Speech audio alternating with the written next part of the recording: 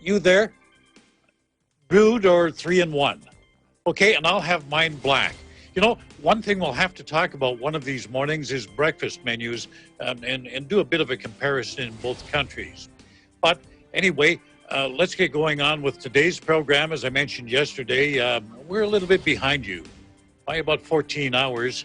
While it's 7 o'clock there, it's still Monday here. You're at Tuesday morning already. It's 5 o'clock in the afternoon here. So let's take a look at what was happening across Canada today. First of all, weather-wise, most of the country reporting sunny skies. Temperatures ranging from 9 to 12 degrees. So again, kind of like a cool day in Baguio. In Saskatchewan, though, still pretty cold. They were down to -8 degrees with light snow in the southern regions of the province. And in Edmonton, where I live, just a little bit better. We were a bit above the freezing point at +1 degree, but at least no snow, although I'm told it's going to snow tomorrow. Let's take a look at what it looked like today in my neighborhood. Okay, you can see we had some visitors there down the street. I think these guys might have lost their way. They're Canada geese. And these birds fly south to Florida every fall. They're smart. They get out of the snow. Now that it's spring, they're coming back and just kind of wandering around the street there and trying to find their home again. You can hear them talking. Just out for a quiet stroll. Maybe the birds should distance a little more. That's it. Get a little further apart. Okay, coming up later in this segment, I'll have some excerpts from an interview I did with a registered nurse about how she's coping with her pandemic, and she's got some interesting thoughts on it. We'll get into that a little bit later in this program. But first of all, let's see what's happening around the country. The Alberta government is recruiting 1,600 people in the province for a clinical trial. What they want to do is find out whether that 5-day treatment of a drug called hydroxychloroquine can prevent people at the highest risk from developing severe symptoms of COVID-19. Now, you might recall this is the drug that President Trump has talked a lot about and said it should be used, but nobody's really done any clinical trials on it. So the Alberta government says the goal of this whole exercise is to reduce the risk of severe disease experienced by these individuals. This, in turn, will reduce the burden on the healthcare system, because then people can recover from the effects of COVID-19 at home instead of putting so much pressure on hospitals. Because you look at places like New York. In New York, there's just such a shortage of hospital beds, shortage of equipment, just from the effects of this disease. So they're hoping that these things can be avoided by using this drug. The clinical trial is being led by researchers at the University of Calgary and the University of Alberta here in my city. Hydroxychloroquine originally was an anti-malarial drug. They used it to treat malaria, but it's also been used for things like rheumatoid arthritis. And of course, again, laboratory studies suggest it might be helpful in the battle against COVID-19. Let's hope so.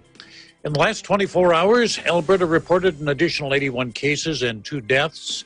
Total of 1,732 cases in our province. There have been 42 deaths. Our chief medical officer is expecting that number to rise sharply. She says because the province is increasing, the number of tests are going to increase. Anybody with a runny nose, fever, cough, shortness of breath, or sore throat will be able to apply online. In central Canada, Ontario and Quebec are the 2 hotspots for COVID-19. Ontario's Associate Chief Medical Officer is showing some optimism. Dr. Barbara Yaffe says the number of cases of COVID-19 should begin to drop soon, at least according to the epidemiological models. Everybody there is keeping their fingers crossed. But in Quebec, the situation a little bit different. There, we've got just over half the country's cases. There's more than 13,000 people infected with the virus. And again, investigations continuing into seniors' homes. One seniors' home in particular, we told you about that yesterday. 31 people had died. Patients found unattended, lying in soiled beds. They hadn't been fed. The nursing home operator says simply, no, staff just quit coming to work. So things just kind of fell apart. The government was then prompted to inspect every other nursing home in the province. So far, things pretty much seem to be up to standard. Well, the numbers are one thing. They tell us where we stand in this war. More important, though, are the people. And that's what I want to focus on now. Several days ago, I had a chance to speak with a registered nurse in our city. Her name is Mila Callio. Now, to keep our distance, we did this interview by the book. To keep our distance, we did this by video conferencing. Mila's a community nurse, so she goes to various seniors' homes in our city to provide care for patients. She tells me, though, that it's you and I who are, in fact, the frontliners. And I said, wait a minute. You're dealing with the patients. How do you figure we're the frontliners? She says, well, we offer the first defense against this infection. I still can't wrap my head around this one. So I asked Mila, what do you mean by that? I was touched by one of the doctors. I forgot her name, but she says that people are really the front liner of all this pandemic. So the people are the ones who are very responsible first, because the health providers or the health workers in the hospital, they are the back liner. They are the last defense of this fight. So we have to protect them. So if we say the general messaging was stay at home, we have to abide on that. We have to stay home so that we have to flatten the curve, because there are evidence now that this pandemic or this COVID is within transmission within the community. We have to adhere to that. Like stay at home, use your time at home and do your diligence in like only cleaning and, and sanitizing, eating a good thing, and whatever is in the news, you have to, especially from CDC and everything, and be watchful and think of all those updates. So stay at home if you don't have any business, going out. Says the infection is always top of mind for her. I asked her, how do you mentally prepare yourself for this? Oh, overall, you have the knowledge, you have the skills, so you have to use it, and you have to kind of really very mindful, and preparation is very important, and do your I have to prepare my visit, maybe just one patient in a day, and or one or two. That is really kind of urgent, and it involves as well, those are very basic. This is very important right now, especially with pandemic, your food intake and everything, your fluids, it entails, those were important really to have a healthy mind and healthy body as well. So it's just I think it's like an overall awareness, I think, of what's going on inside you, around you is quite very important. Mila Callio, RN, one of the heroes in our war against COVID-19. Oh my goodness, it's time for me to get out of here. I wish you all good health. Take care of others and take care of yourselves. Stay home, stay safe, and stay tuned to Eagle News for accurate and balanced coverage of the COVID-19 pandemic. In Edmonton, Canada, Thomas I. Lightness, Eagle News. We live in interesting times.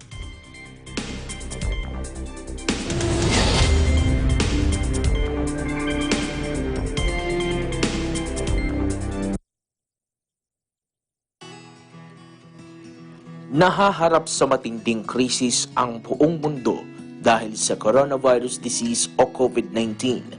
Pangunahing tumutugon sa pangangailangan na masugpo at mapigilan ang pagkalat nito ang mga frontliner.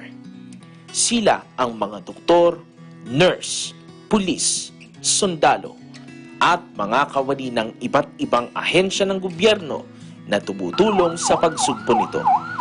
Sa harap ng lahat ng ito, lahat kami dito sa Eagle Broadcasting Corporation ay nagpapaabot ng mensahe ng aming marubdob at buong pusong suporta sa lahat ng frontliners na handang ibigay ang kanilang oras, panahon at buhay para lamang masolusyonan ito.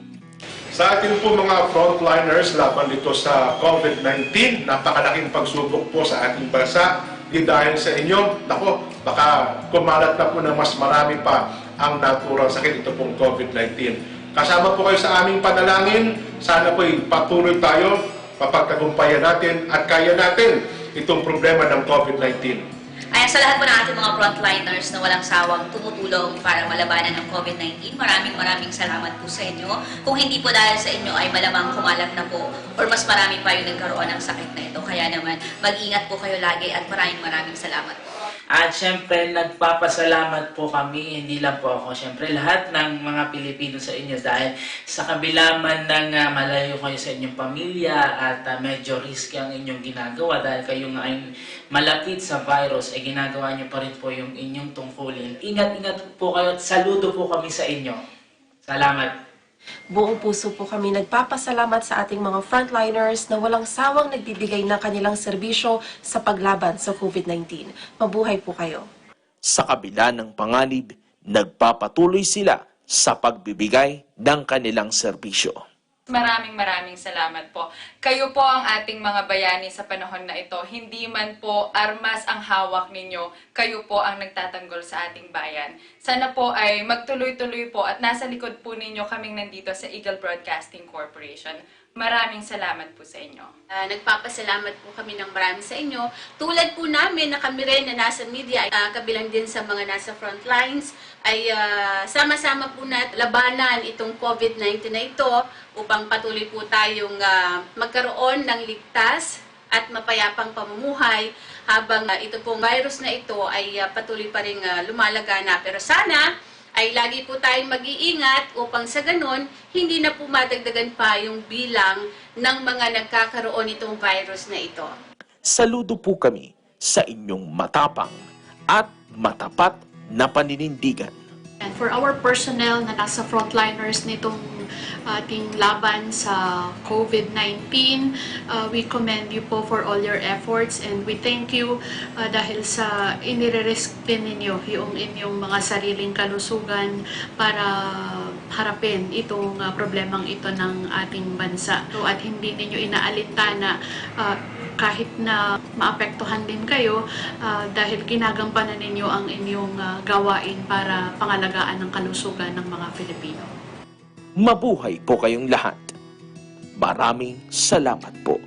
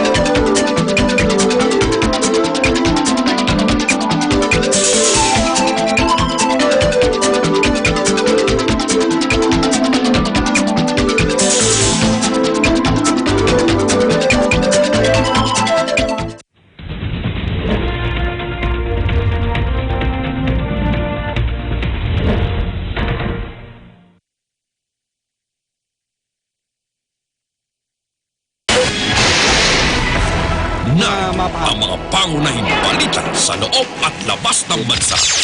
Tinagid at kinalap ng Agila News Team. Agila!